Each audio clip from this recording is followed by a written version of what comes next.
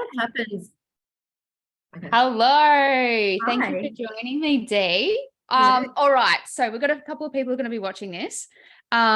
Before we do start, please tell us a little bit about who you are, what you do for work, and what's something that brings you joy that's outside of work that you like to do with your time. Okay, so I'm Deanna. I live in Sydney, work in HR and payroll. Have done so for the past decade or so, no, longer than that. But in the current company for about a decade.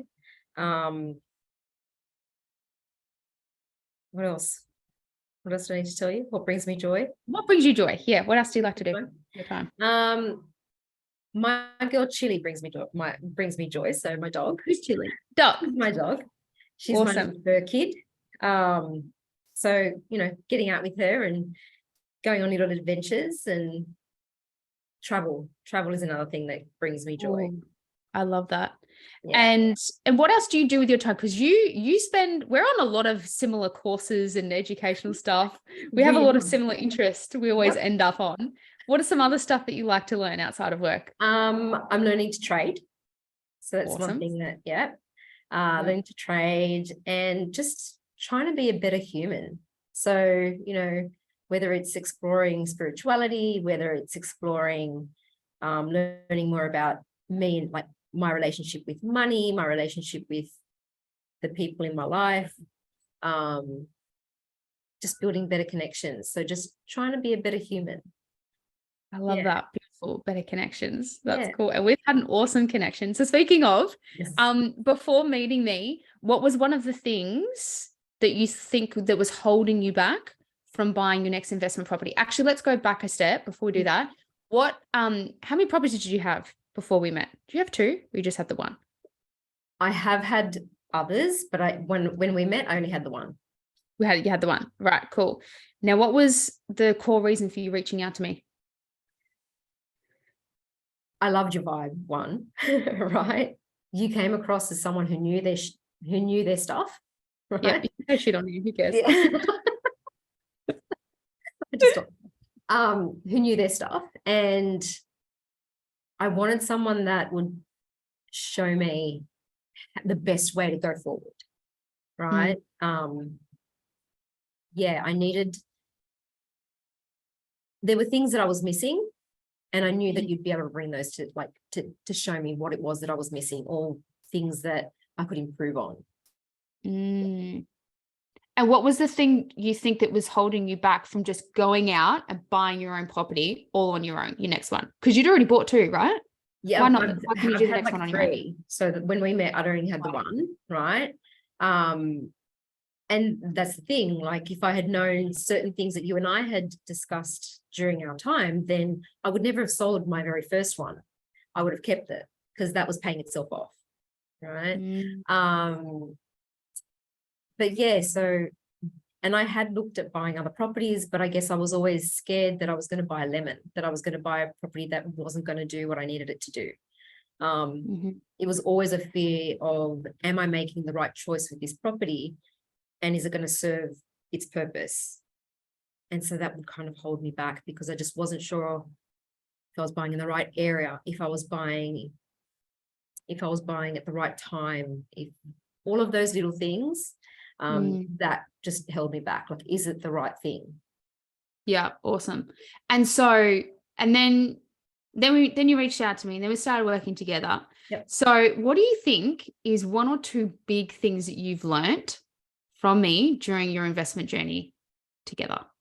100%. It's having a great team with like support team, right? So having you as a property coach was a blessing, right? The amount of stuff that you taught me, they're things that I'll take, like, whether it's buying in a trust or researching a trust to see if it's worth, like, if it works for me or, the situation, having a really good broker that's going to kind of like push for the right thing for you, and give you the best information, having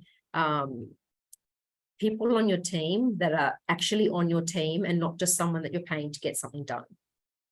Oh, I like that. I like that because it's very common in the property industry where you have typically in like the buyer's agent industry, you just have them just like be the doer for you, but not necessarily have someone that's educating you and giving you different concepts and different ideas along the way. I love that. Yeah. And because you're also contemplating selling one of your other properties as well at the moment, right? Yes, Which is that's right. kind of holding you back at the moment. Yep. Awesome. We've talked about that. Yeah. Okay, cool. So how are you now feeling about your portfolio and the growth of it now that so for context, for people watching this, you've now bought another property with the team. Awesome. Now, how do you feel about your portfolio growing?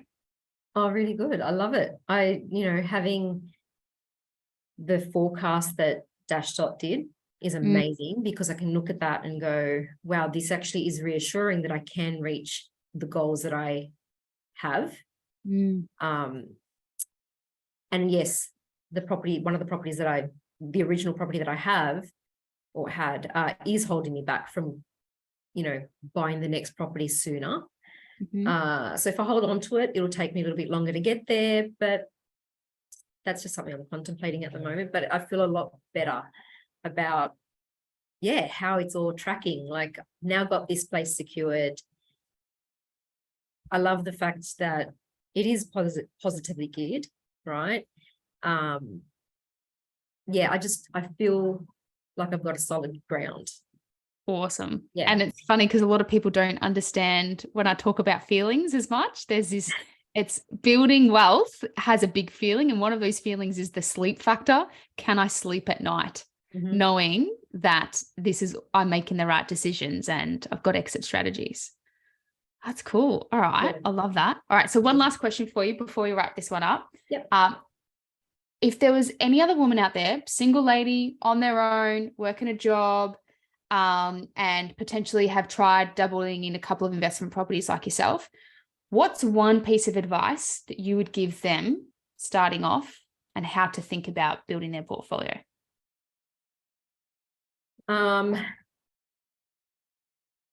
Okay, so one of the things that I remember you teaching me from the very beginning was think like an investor, not a landlord.